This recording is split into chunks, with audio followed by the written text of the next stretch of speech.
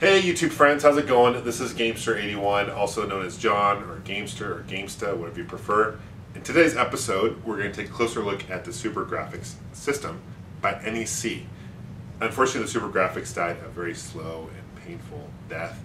It was pretty much released and died not shortly after, so it was a very quiet death, so not many people know about the system. It is actually, to be quite honest with you, a very underrated system. It had a lot of potential. We're going to take a closer look at the system itself, a little about the history in general about NEC and why they decided to produce this system, and also check out some gameplay for the SuperGrafx. Thank you so much for watching, guys. I really appreciate it. Let's check it out.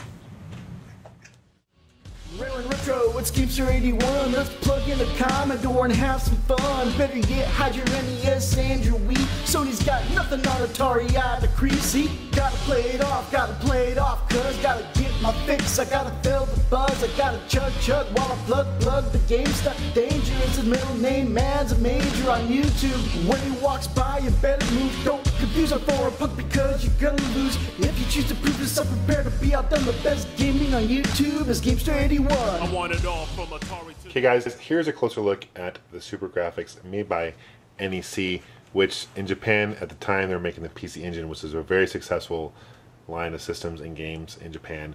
In North America you might know it as TurboGrafx 16.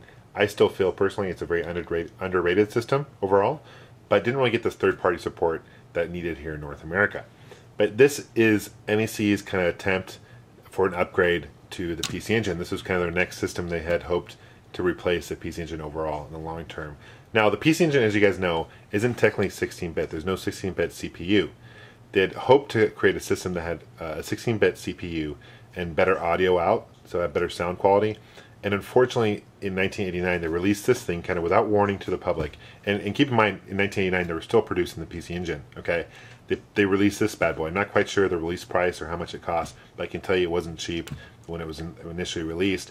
And this thing did not have, it had the same audio quality as the PC Engine, and it didn't have any 16-bit CPU.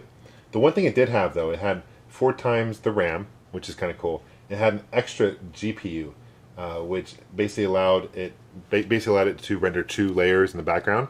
PC Engine can only do 2 layers, or 1 layer, while this thing can do 2 layers. So it had modestly upgraded graphics, and there was only 6 games released for the system, which is unbelievable. So again, didn't have really the support. Why would you go out and buy this thing if you can get a PC Engine at the time? The one saving grace on the system, I'll be honest with you, is it is backwards compatible. It can play PC Engine games. This is a region locked system, so you can't play TurboGrafx 16 games on this thing. Okay, I believe you can get adapters to do that, but you can play the 6 games that were released. And I'll tell you honestly that the 2 best games that there are is 1941, which is an arcade quality port, and you got Ghouls and Ghosts, which is this one right here, which is I'm going to show you. Phenomenal game, and is honestly, it's like arcade quality port, probably one of the best ports to the arcade that you can find on a home console. Overall, just the looks of it, it looks ugly. I mean, it looks like an engine, it looks like a 6-cylinder engine. Didn't really put much homework into designing the system. I think whoever designed it was smoking something really funny there in Japan. But overall, it's pretty self-explanatory how it works. It uses hue cards, okay, and this is the on-off switch right here. Nothing really. Oh, here's the side. This is the AV. This is where the AV plugs plug in and out of. One thing about the PC Engines and the Turbo Duos and this is they use these really weird pin adapters for the AV out. So it's not universal, which is kind of a bummer. You can't use the Genesis one or, you know, the Super Nintendo, Super Famicom one. So that's kind of a bummer. But you know, as long as you keep hold of that, not a problem. The other side doesn't really have anything too exciting on the side, and on the back, this is where your power would plug into. It's designed kind of on the back, looks a lot like a TurboGrafx 16, and the reason why is this thing comes out and it's an extra. You can put in a CD attachment to this too, so that's pretty cool. But there was no special SuperGrafx CD attachment, just a normal CD attachment for the PC Engine will work on this thing, which is a plus. Okay, they were planning on releasing like a keyboard, and they're releasing a kind of a throttle and all that, but that was never released. This thing really died a slow death. Another reason why it didn't sell very well is these games, guys, initially were around $110 US back in the early 90s. That's like Neo Geo prices practically. And why would you go up buy that if you had a PC Engine anyway, and you could play over 700 titles if you had the CD attachment? really, I mean, because it did so poorly, they are kind of a rarity, and it's a collector's item for sure. And let me show you the controller. It's just a normal PC Engine controller. There's nothing too exciting. You got your one button, kind of like a BA button. You can like select your speeds and stuff like that, and you got your select and run button, which is basically select start. The one thing my gripe about the controllers, and this is true with any PC Engine or TurboGrafx 16 controller, are these little pins right here. I hate these pins. I'll give you an example for my TurboGrafx 16 controller. I had to get a new controller because the pin is actually bent and you can't plug it into the system anymore. That's a huge bummer.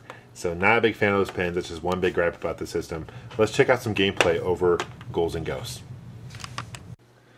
Okay guys, one thing I almost forgot to mention was where the controller plugs into. It plugs into here. There's only one slot for the controller. Similar to the PC Engine and TurboGrafx 16, they didn't add a second slot. So in order to play 2-player, you need to buy the multi-tap.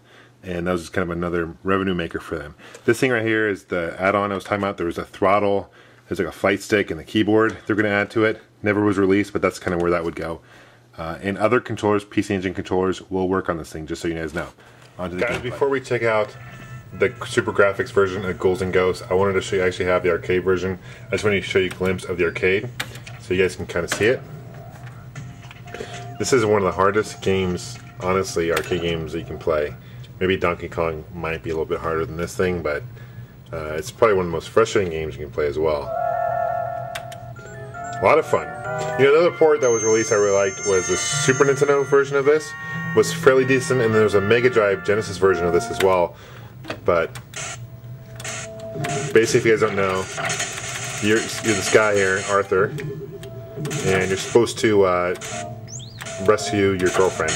And you throw these darts here.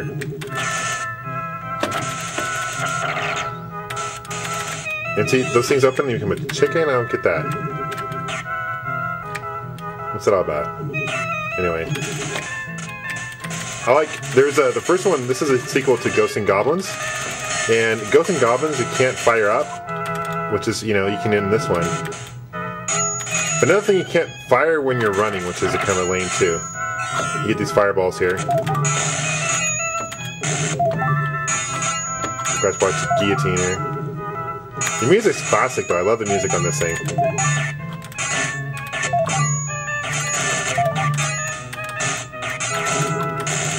Now another, if you have a PSP, there was a game that was released like Ghosts and Goblins or Super Ghosts and Goblins or whatever.